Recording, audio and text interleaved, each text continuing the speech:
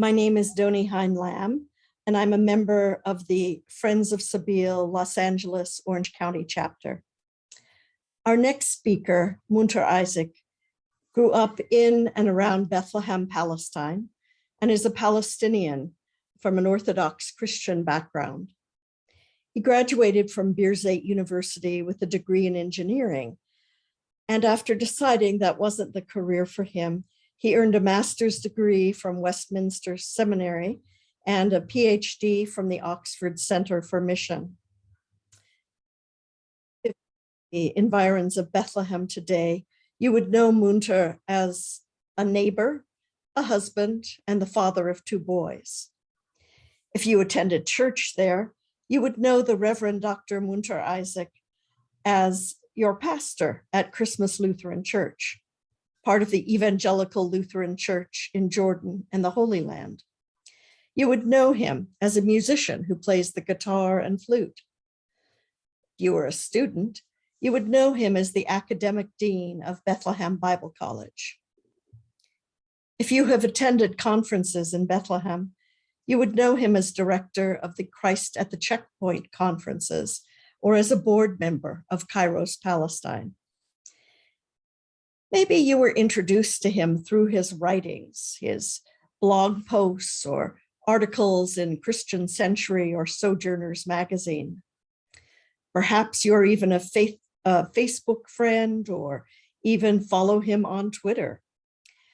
Or maybe you are fortunate enough to own one of his theological books. The first, called From Land to Lands, From Eden to a Renewed Earth, a Christ-centered biblical theology of the Promised Land, or his latest, The Other Side of the Wall, a Palestinian Christian narrative of lament and hope. I'd like to read to you a short paragraph from Munther Isaac's book, The Other Side of the Wall, published in 2020. This book is an invitation into the other side of the wall, to listen to our stories and perspective. It is my humble request for you to allow me to share how Palestinians experience God, read the Bible, and have been touched and liberated by Jesus, a fellow Bethlehemite who has challenged us to see others as neighbors and love them as ourselves. It is my invitation to allow me to share my journey of faith in the midst of the struggles of life, including being disowned by fellow believers. This book paints a picture of our story of faith, lament, and hope, and I invite you to join and listen on our side of the wall. So now, without further ado, let us listen and learn from the Reverend Dr. Munther Isaac. We are so pleased to have you with us today. Thanks. Friends, good afternoon from Bethlehem. And thank you, Donnie, for this wonderful introduction. I'm really humbled and honored by your words. I'm grateful for your kindness and inviting me to be a part of this gathering, this virtual gathering. I'm really grateful for technology that brought me into many living rooms and classrooms and churches and Sunday school classrooms of people around the world, especially in our sense of isolation, not just during COVID, but more so as Palestinians behind the wall. I'm also humbled to speak alongside the 2 people I consider as teachers and mentors, both Jonathan and Reverend Stephen. It's an honor to share this mini conference, the stage in this mini conference with them. And it's always hard to follow after, Stephen's brilliant exposition. And I will be more sharing about Christian Zionism from the perspective of a Palestinian, how we view it, how it has impacted us, what it means for us as Palestinians, because I believe, Stephen has done a great job in talking about the biblical side. Is it really biblical? But I'll tackle it from a different side, I'll be sharing some screens, and I hope this goes well. I think this is it. Talking about Christian Zionism as an imperial theology, and I will share about it from the side of receiving, the receiving side of this imperial theology and imperial reality, using material from my book, but my experience as well, talking from the other side of the wall. And as I will be sharing, I will use that language, the other side of the wall, to refer to more than just the physical wall. I'm more than happy to share the material with you afterwards. So as I said, I will be speaking as a Palestinian from our perspective of being hurt and disowned, living under occupation all my life, the military occupation. I grew up in Bethlehem in the West Bank. That's my reality. That's our experience as we've lived it. And as I said, speaking from a position of being marginalized. And this is of profound importance to me because I believe the Bible was written from the perspective of those who are marginalized. Jesus spent most of his time with those who are marginalized, who could be considered by today's terms, those on the other side of the wall. Our experience as Palestinians when Israel was created is that of a Nakba, a catastrophe. Nakba is the Arabic word for catastrophe. And I begin with this slide talking about our Nakba because it's really important to consider the story from our side.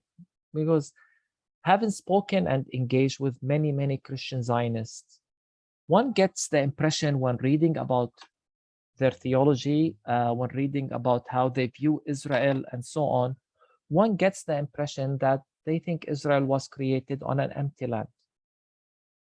But that's not true. For Israel to become a state,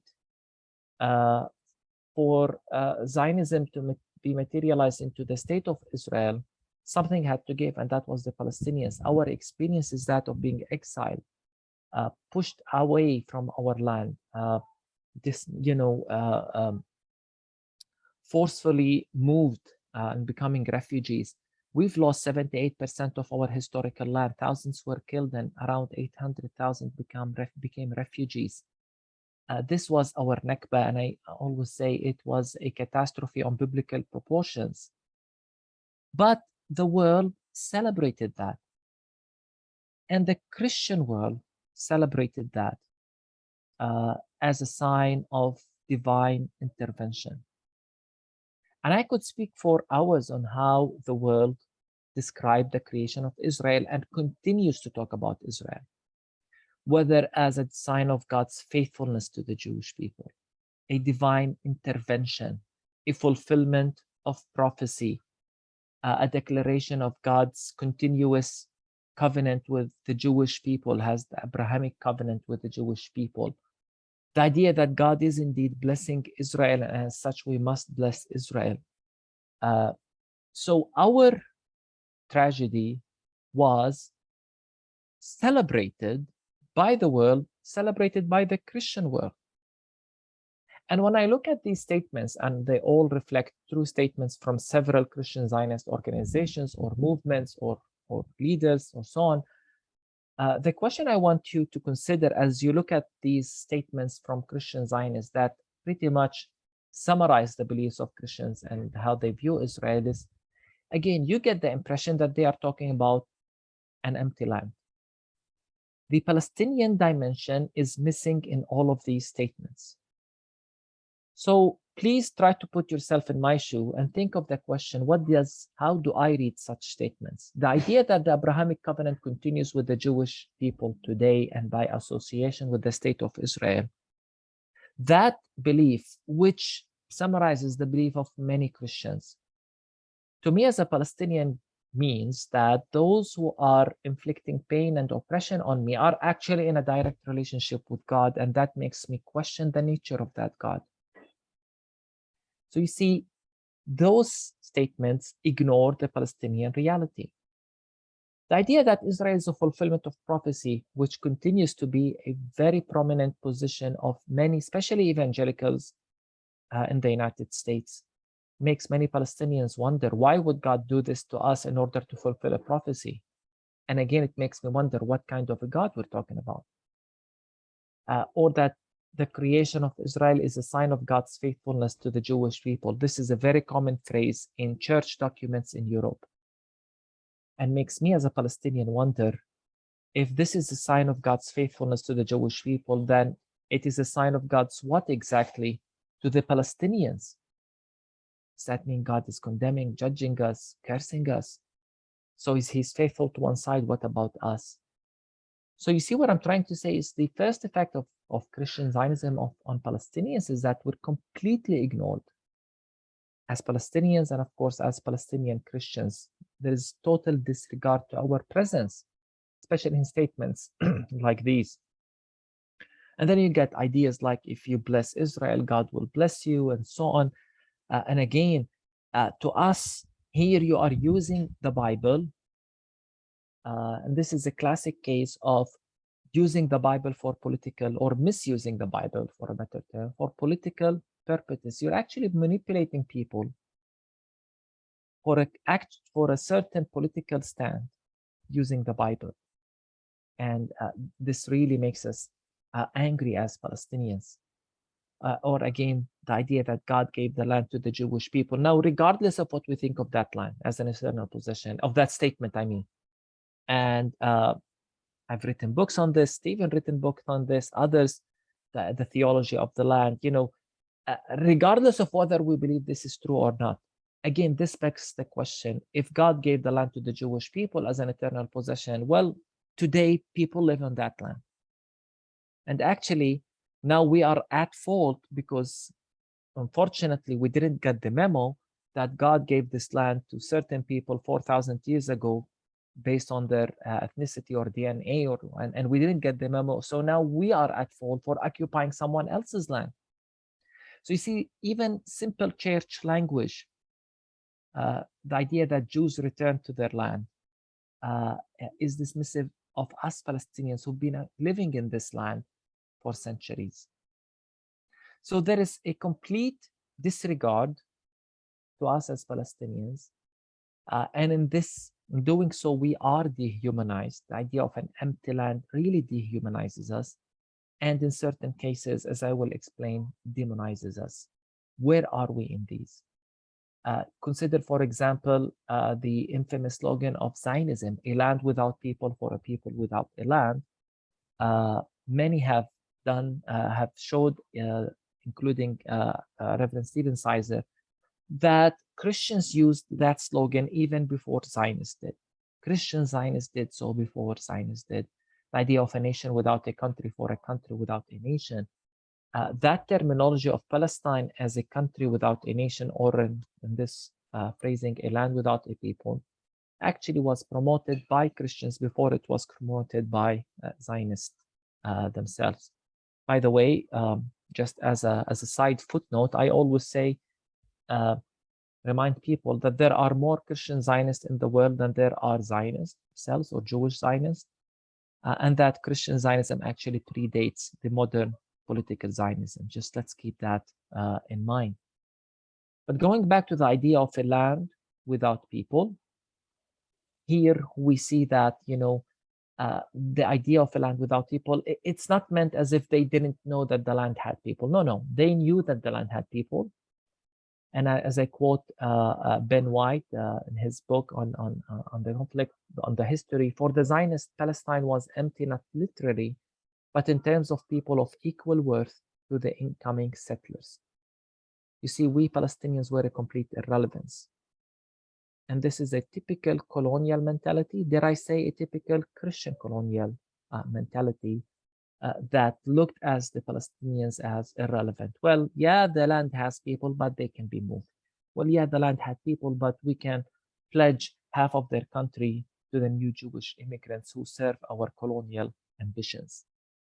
In this sense, Palestinians are dehumanized and ignored. And by the way, we continue to be dehumanized and ignored. This has not ended. This is a question, a debate, even a modern debate this is just one example. I can show other examples of Christians debating our land as if it's empty.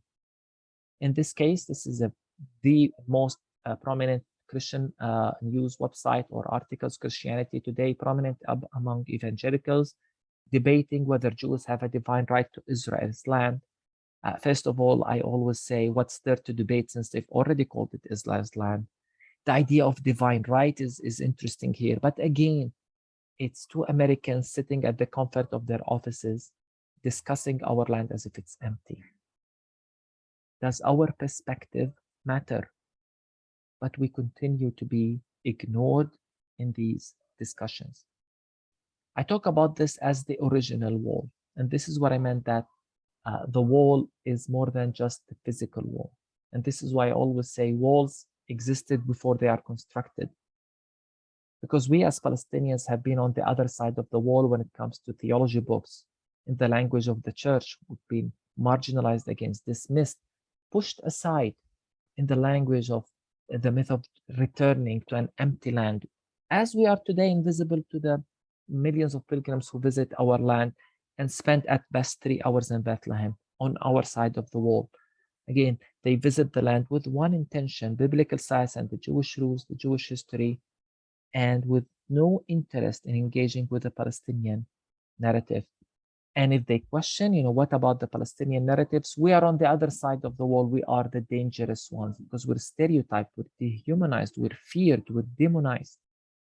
And you see, that's the progression of what happens when you surround people with a wall, dehumanize them, call them terrorists and dangerous, and then justify violence against them. This is exactly, for example, what's happening in Gaza today. Blaming those under siege for their own, for the violence that the colonial power inflicts on them. That's the mentality of separation and dehumanizing that's been going on for years and years against the Palestinians. So let us really unpack that ideology of Christian Zionism in its relation to the Palestinians. First, there is the notion of superiority.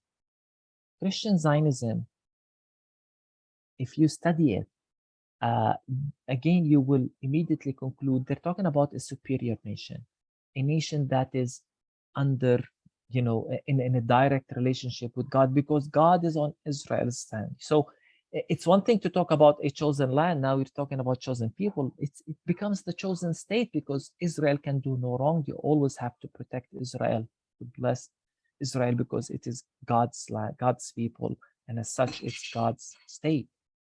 And so you get statements like this from Christians United for Israel: because I am a Christian, I stand with Israel. So if you want to be on God's side, you have to stand with Israel. This is a clear quote from one of the strong voices of Christian Zionism in its early prominence in the 80s, Jerry Falwell. To stand against Israel is to stand against God. We believe that history and scripture prove that God deals with nations in relation to how they deal with Israel. See how God is employed here. So for me as a Palestinian, can I say no to the occupation? Of course not, because if I say no to the occupation, I'm saying no against God. And that's how God and the Bible are used. And this view is actually now going global. It's not just the United States. This is a march in Brazil in 2018. It's an annual march called the March for Jesus. And in 2018, it was completely dedicated to Israel. So a march for Jesus becomes a march, and millions took part of it, becomes a march for the state of Israel. To us as Palestinians, this is unthinkable. And as I said, now can I say anything? Because if I really say no, I'm opposing God. So going back to that question, do Jews have a divine right to Israel's land? If I say no, then I'm standing, or let's put it this way, if the answer to this question is that yes, Jews have a divine right to Israel's land, where does that leave me as a Palestinian? Because now I am in opposition to God. I cannot say no, I have to accept. And The irony here, the twisted irony, is that evangelicals and many Christians go crazy when Muslims use this language, the language of divine right. But in this particular case, we have no problem at all applying it to the state of Israel. And I hope you begin to see the hypocrisy even. And to employ God and to use the Bible, you also need to control the narrative, because now you need to make sure that God is on Israel's side because Israel is doing great things. Israel is bringing civilization. Israel is bringing democracy. Israel is the only democracy in the Middle East. Israel is the best place for Christians. Or in this case, Israel turned the desert into the Garden of Eden. Again, the myth of an empty land. And to do so, you need to dehumanize the Palestinians, again, by saying Palestinians are invented and so on, which is very common in many Christian circles. This control of narrative and dehumanization has been taking place for years. From the days of the Balfour Declaration until today, this has been taking place. I read this quote from Balfour himself, who made the Balforation: "For in Palestine, we do not propose to go through the form of consulting the wishes of the present inhabitants of the country." So they knew we existed, even though they called it a land without people. The four great powers are committed to Zionism because it's a colonial. And Zionism, rooted in age-long traditions, in present needs, in future hopes, is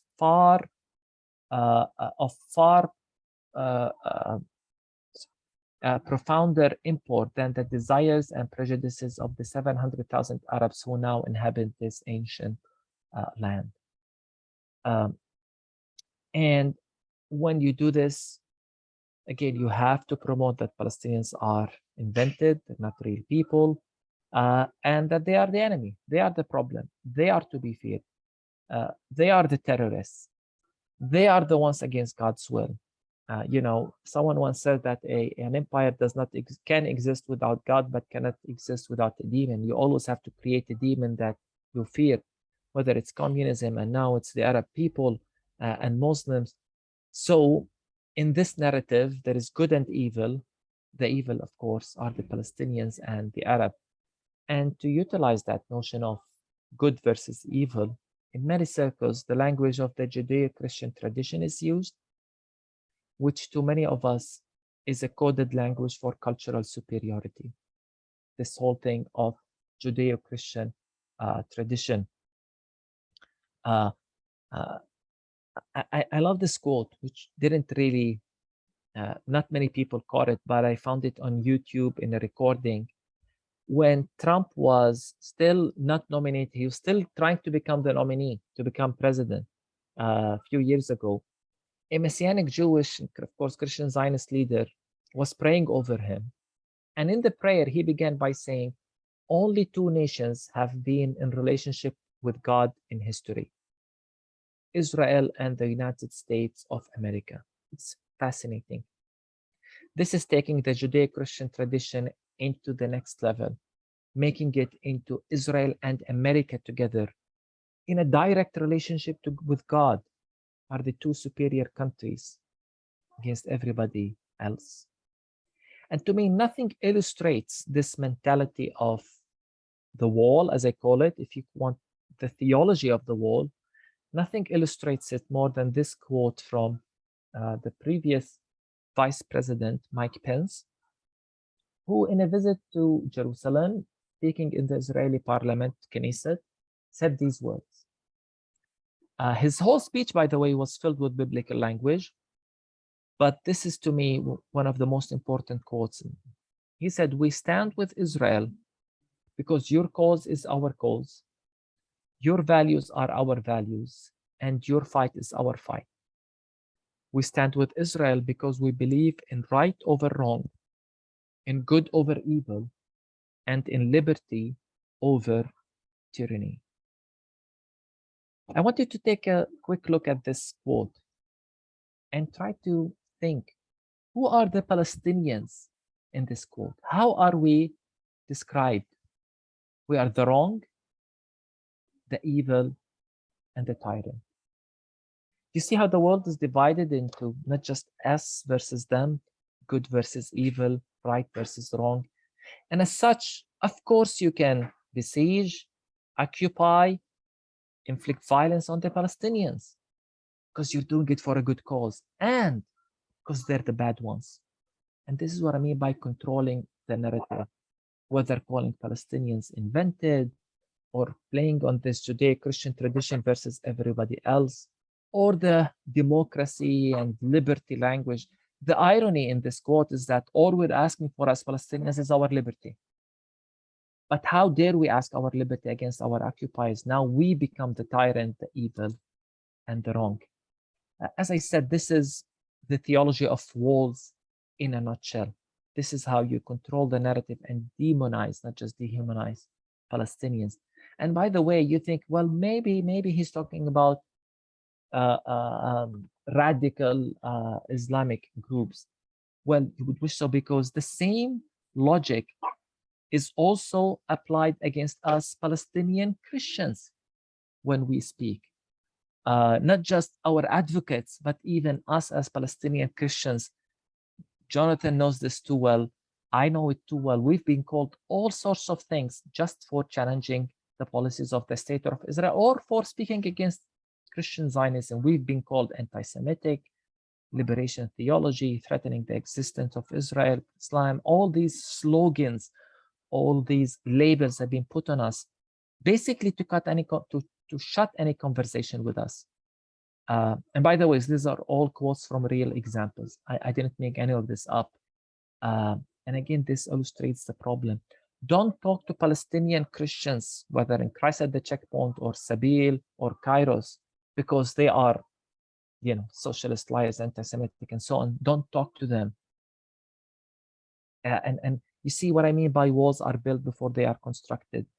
Walls are built against us Palestinians with these labels written on their side of the wall to prevent people from engaging us, to dehumanize us, and stop people from getting into our side. Actually, there's much more than the ones that I've seen. Our voices are being silenced. Our voices are being silenced by Zionists and by Christian Zionists. In my book, I mentioned many stories of incidents in which I was disinvited from conferences, even mission conferences, just because I'm a Palestinian. Not because of my views, but because of my identity, which really breaks my heart, in the sense that you want to talk about mission, but if the speaker is a Palestinian, sometimes I was invited to lead Bible studies only, and I was disinvited.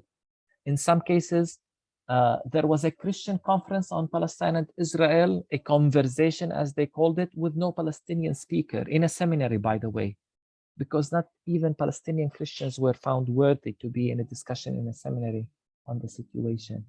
Again, it's our identity. And I think it's because we pose this challenge of breaking the stereotype. We challenge the narrative that it's an empty land, that it's a religious conflict between, a clash between Judeo-Christian civilization and Islamic terrorism, because we're Palestinians, and we say, no, that's not the problem. We insist that the conflict is political. We even challenge Islamophobia, and we dare to say that this is apartheid. This is the occupation is the real problem. But going back to controlling the narrative into now controlling theology.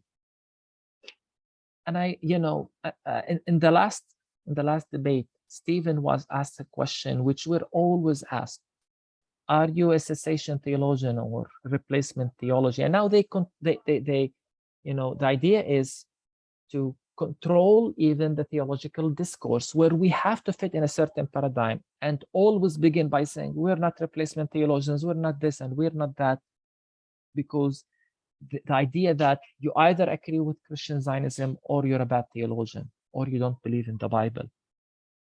That's the whole message behind it. And so we as Palestinians, it's as if we can't read the Bible and interpret it. We always have to accept certain Western theologies and fit into them if we are to be accepted as true Christians. So now the test of my Christianity or my orthodoxy is how much do I agree with Christian Zionism? And I love this quote from Palestinian theologian Paul Terezi. He's a Palestinian American Orthodox. What puzzles us Middle Eastern Christians is that Western Christians who say at least that they consider Western Christendom largely responsible for the Nazi Holocaust and go on backing very often unconditionally the state of Israel, still want to convince us that they are not imposing theology on us, because they are imposing, and that we are free to have our standpoint concerning biblical interpretation. How can they say so when they are repenting on our land over a deed which happened on theirs? All this based on a premise we reject. This is a rare combination of both theological and political imperialism. And it's actually through Paul Terezi that I got into this term, theological imperialism, in which you want to impose your theology, your interpretation, and make it the only true interpretation. And the test for that is whether, Christian Zionism or not, whether we believe in it or not.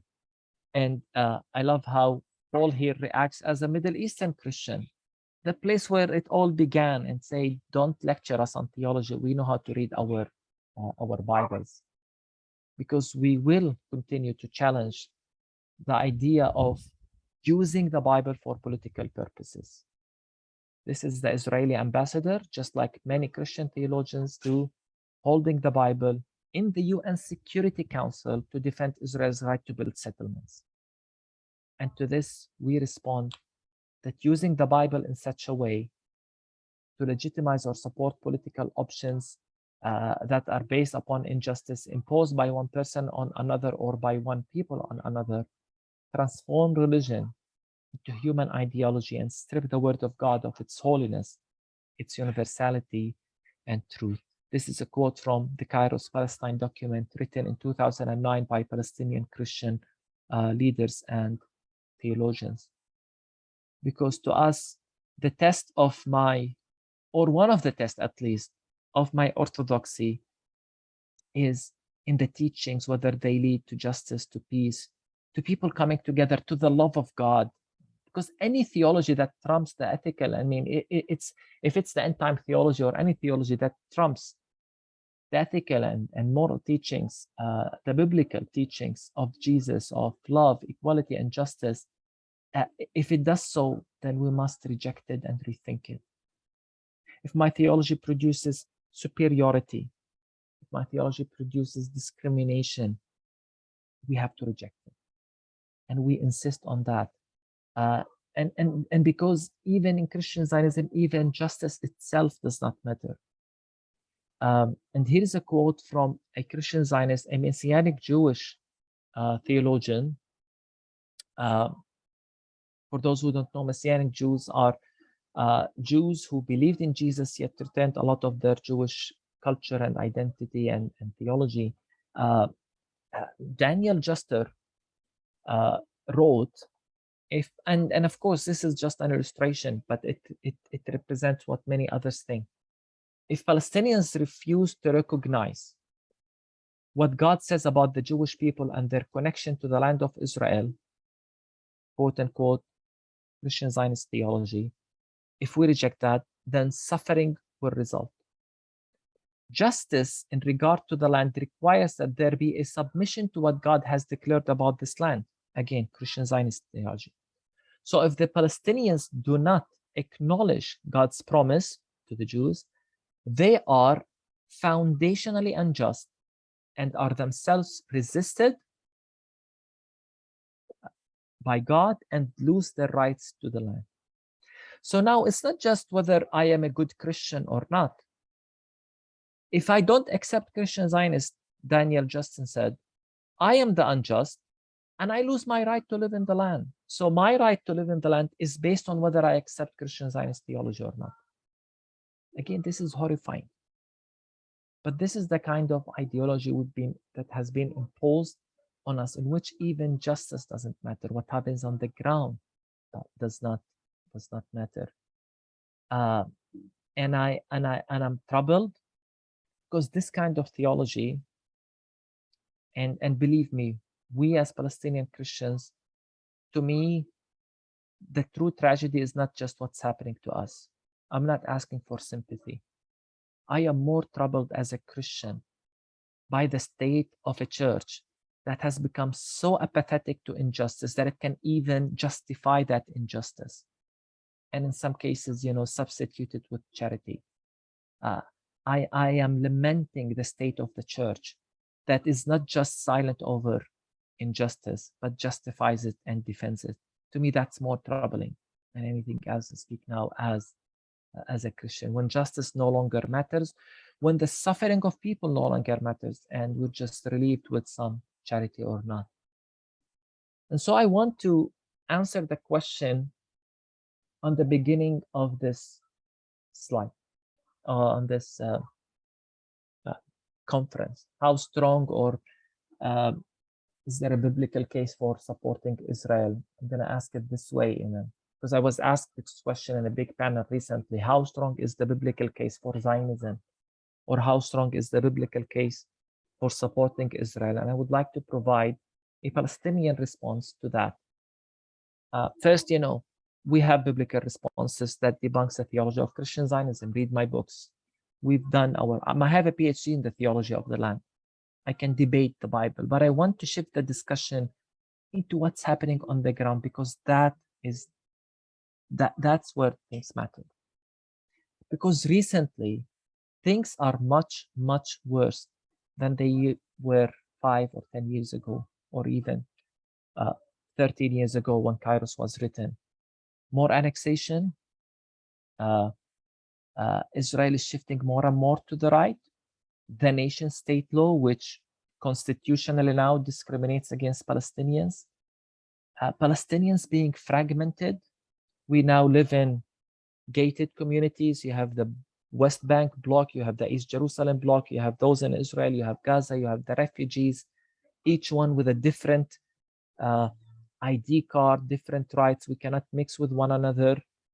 Jonathan Kuttab calls them the 5 classes of Palestinian now in a sarcastic way. I mean, unfortunately, we have to joke about our misery sometimes as Palestinians, but it's all intentional, dividing us and controlling us, and who has more right, and sometimes putting us against one another, all as a result of Zionism.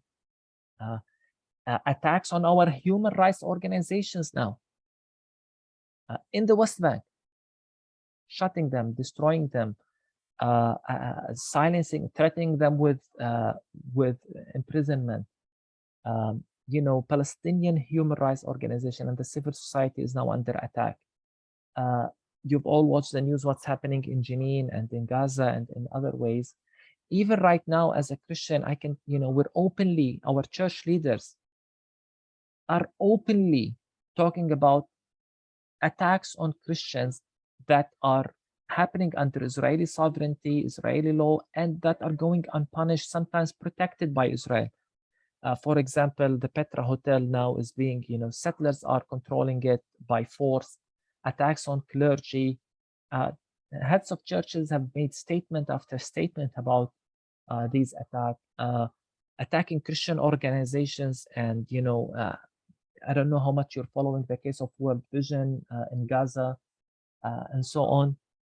This is what Zionism is to us, friends. And finally, more and more reports calling Israel as an apartheid state.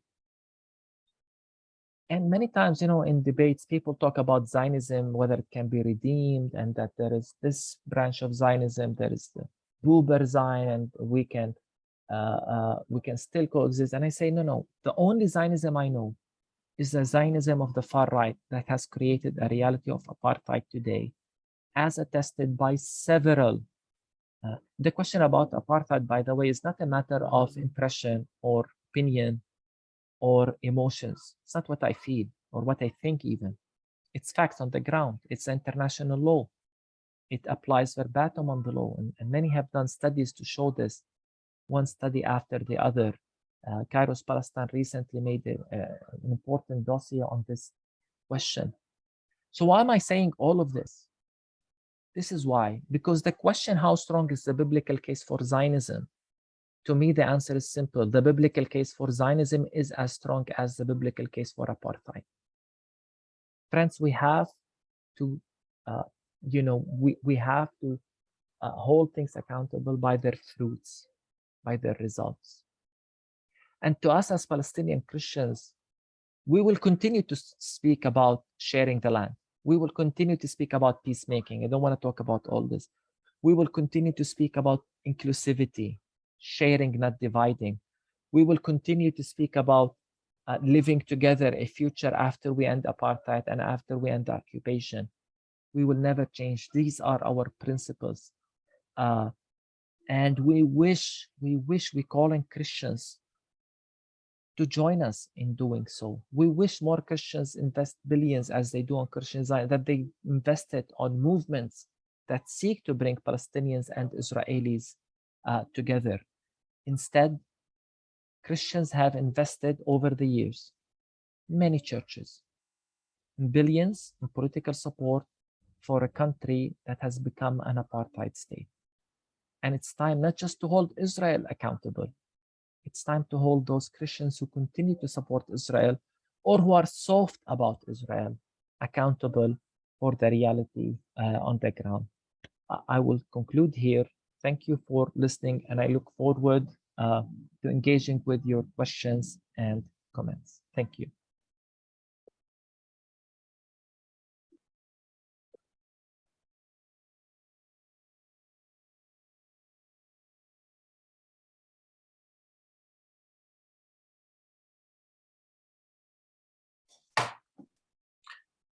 Thank you, Pastor Munther. I'm Dean Nelson, the retired bishop of the Southwest California Synod of the ELCA, and we've known each other for a number of years now, and I'm happy to welcome you to this conference. We have a number of questions that have been posed by listeners, and one of those questions, it really connects with your last statement about apartheid. There was a report regarding the recent World Council of Churches gathering in Karlsruhe, Germany, where there was a discussion happening about apartheid in Israel. And the report said that a Palestinian woman who wanted to address that particular issue was silenced. Can you say anything about that, or do you have knowledge of that particular incident and how it was responded to by participants in the conference? Yeah, so as part of the assembly, one of the plenary panels in which everybody, is in the same hall, almost 3,500 or 4,000. There was supposed, a lecture, and then followed by young Christians from different continents sharing about their experience, and in a matter of Q&A. So they will say, we will ask you a question and respond from your context. And the Palestinian from the Ecumenical Students Movement, her name is Yasmin, was chosen to be one of those participants. And 3 days before the speech, or 2 days, not speech, I mean, she's answering questions in a panel, just 2 questions. So everything is 5 minutes. She was asked to submit written questions to her, written answers to the questions, which, she said, okay, so she did so, and then they began interacting with her on email saying, can you remove that word? We prefer that you don't call Israel an apartheid state. This is not the right place to attack Christian Zionism. Just talk about your situation. Don't focus on the political reality. And so they kept omitting sentences. And in the end, they said, can we make amendments and send it back to you? So they sent her, by quote unquote, her text back to her. And she said, I couldn't recognize it. She shared with me the 2 versions. And when I saw the other version they sent her, I joked, I said, it seems our problem is the weather in Palestine. We have bad weather, that's our problem. because they removed any reference to the occupation or apartheid. And she said, quite, she was very brave. She didn't care for the spotlight. She said, these words don't represent me or my people, and I will not be silenced. And ironically, this happened in a structure where they claim they want to empower youth and give freedom and so on. Apparently, there was so much political pressure from the government of Germany and from the church in Germany against using the word apartheid, because we found out that a day later or 2 days in the opening ceremony, when Kairos, Palestine was attacked, when we were all lectured on on anti-Semitism, and when the General Secretary of the World Council of Churches said it's not helpful to call Israel apartheid. This is shocking. This is an opening, you're giving an opening statement in the World Council of Churches, yet telling churches don't call Israel an apartheid state. The response to all of this was, I think, counterproductive from their side, because it illustrated our point. We were able to lobby a lot of support from churches in the South and the North. In the first day, our partners in South Africa presented a very strong resolution calling Israel an apartheid state from their experience having visited the land and studied the situation, which again, WCC thought we can counter the South African resolution if it's by itself, given, and if everybody listens to the German president and the leaders of the WCC and Jewish leaders in day one. But through our answering it right now, we were able to lobby more than 16 endorsements of that resolution from big churches just in one day. So now the WCC was put in this very embarrassing or awkward. They wanted to avoid discussion on this matter by all means. And they ended up putting a middle ground resolution, which they say there are studies that call Israel apartheid and we're concerned by them. Now our German friends were not pleased by this, so they opposed them, but our friends said, no, we support this. So now they ended up with a resolution that said there are studies that call Israel an apartheid state, we're concerned. Some churches support these studies and others reject them, which to me is important, because now it says that there are churches who support them. And it was obvious that it's the German churches who reject them. So we managed through a lot of effort, even by some people in this conversation, to push that discussion into WCC churches. Because as I said, we need not just to hold Israel accountable for its doing, we need to hold churches who enable Israel. And I mean that, because there are churches who enable Israel. We need to hold them accountable as well. And I'm convinced that history will not be merciful on those who empowered injustice. So this is what happened briefly in WCC. Yeah, thank you.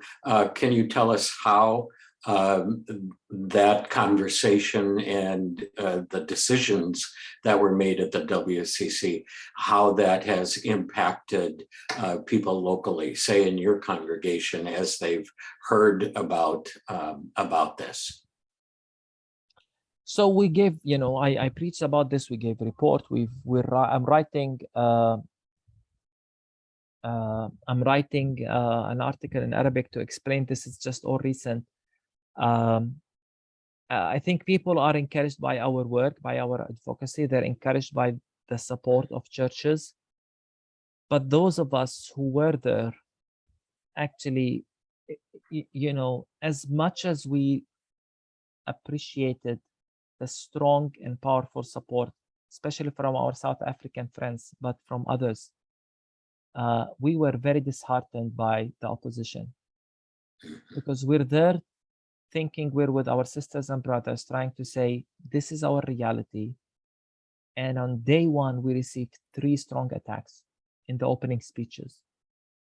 And we went there thinking that it's all about Ukraine and the Soviet Union. And we discovered, no, we're the enemy. We're the enemy because we're here to hide, to say what's happening is apartheid. And in our writings, and I will continue to say this is not an opinion. This is not a strategy. This is not us Palestinians trying to demonize Israel. We're talking about facts on the ground. I was in another discussion recently with a German friend, a German church leader, and she's a good friend. But, we disagreed big time on this. And I said, okay, I challenge you. I want to see one strong report that debunks and responds to the Amnesty International report or the Human Rights Watch report. All I'm hearing, it's anti-Semitic, it's not helpful, it's not building bridges. I said, I don't want to hear that. Show me that it's not right. Show me that they were wrong in their conclusions. And, we said, and we asked other church leaders, do you know of any report that responds to these charges? And nobody could give us one. Going back to what I said in my talk, you label us because you don't want to respond to us. Yeah, thank you. This is a question that was actually directed to Dr. Sizer, but he thought it was more appropriate to ask of you. And that is, are Zionist Jews in Israel joining evangelical Christians, Christian congregations in Israel? Have you heard of anything like that? So there are Messianic Jewish congregations, but numbers are not that large. It's not as if there are mass numbers of Jews, quote unquote, converting or becoming believers in Jesus. It's happening for sure, but it's not in big numbers to my knowledge. It's not we're not talking about a sizable community in the Jewish society yet. I haven't had, it's very hard. So numbers that I've heard vary from 7,000 to 20,000. But most of them are immigrants. So they become believers in Jesus in an American evangelical context usually. And then because of their Jewish roots, rather than becoming evangelical Christians, they join a Messianic Jewish congregation and eventually immigrate. So this is at least my perception of this movement based on the people I meet from this, or I used to meet from this movement. And again, it's hard to know the numbers exactly, and I've heard studies that put them 7,000 and studies that exaggerated them to 20,000s. I don't know. Yeah, okay. What you described as the dehumanizing and the demonizing that you have experienced and other Christians in Palestine have experienced. Some of our listeners have been saying they've experienced the same thing when they try to address issues of apartheid or injustice perpetuated by Israel. And so one person asked, how do you maintain the Christian commandment to love the neighbor when the neighbor is constantly trying to put you down and dismiss you?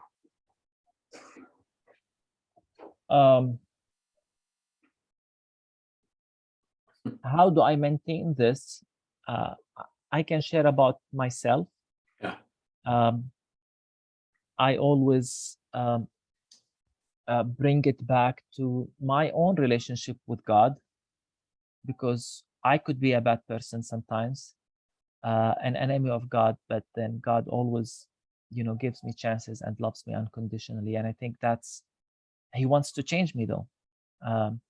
And so I think those of us who experienced firsthand God's love and seen its transformative power on our lives, I think we cannot but extend that charity and love and mercy in return.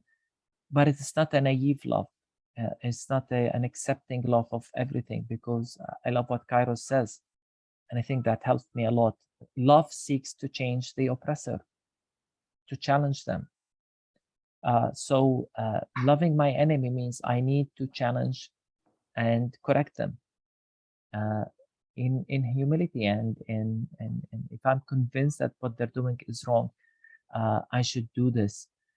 Is it easy? No. In my book, I talk about really going through personal battles with hate. Because it's easier to give in to hate and revenge. So even in our advocacy, I always emphasize, if we're doing it because of revenge or anger even, or sometimes there is righteous anger, but many times it's just, seeking revenge or to demonize, it's not helpful. It's not going to do me any good. And I'm not close to the heart of God. So we always need to keep guard of what we're doing. A prayer I pray every opening day of Christ at the Checkpoint when I gather the team of volunteers. Usually I say, Lord, sanctify our motives. Make sure we're not doing any of this because we hate or we reject or so, but because we believe in the loving Christ who wants to bring all people unconditionally and so on. So even when we challenge injustice, we're doing it because of the kingdom we believe in and we belong to. So visiting our motives is always important. Thank you for that answer. I think we have time for one more question. And that was asked by one of our persons to you specifically about how is the reality in Bethlehem as you continue to be surrounded by Israeli settlements? What's the reality for people there? The reality is difficult, very difficult, to be honest. The idea of being surrounded by settlements hits directly on our livelihood because there is no land to build. We cannot grow and expand naturally. So we end up with crowded cities, sometimes polluted cities, with, psychologically, we feel we are in a big prison. And, we know that to exit the Bethlehem area, there is few checkpoints, one through Jerusalem that most of us cannot go through, or several for the settlers, of course. One to the Ramallah area, Al-Container, and one to Hebron. So we know that Israel at any moment can just close these checkpoints and we're locked inside of Bethlehem. So, if you visit us in Bethlehem, you say that's beautiful. But then if you remember, or if you think that from our perspective, I serve a church in which a lot of our youth members have never been to Jerusalem, young people, you think that's Bethlehem has become a big prison. Now, you add up to that the difficulty to building a business. We don't have import or export. Difficulty even to control our civil affairs, who lives with us. Even now, foreigners cannot come and visit and stay with us. Israel is controlling that. So for most people who graduate from university, it's hard to find a job, and many end up leaving, Muslims and Christians. So it's very sad to see Bethlehem emptied of its young people who seek a better future elsewhere. And it's really impacting us as Christians. So now we pray for another good, or for a better 2023, at least from the tourism sector, because maybe it will bring life back in our big prison, as a small glimpse of hope of things maybe, but we don't see any good political solution on the horizon. I think that's, and I'll end here, Dean. That's the most difficult part, in the sense that most people do not see any hope on the horizon. Politically, it's dark. People has lost faith completely in the Palestinian Authority, and people are beginning to accept the reality that the occupation is here to last for a long time. Arab countries have abandoned us for sure, and world powers don't care. Really, they don't care. So when I say people have lost hope, unfortunately, that's our reality. Thank you for that perspective, and be assured that we continue to pray for you and lift up the people of Palestine and your congregations, that they may be sustained in faith and hope and love. I think it's time for a break before we bring our conference to a conclusion by hearing from Jonathan Katab. So thank you very much, Pastor Munther, for being with us this morning, this evening for you.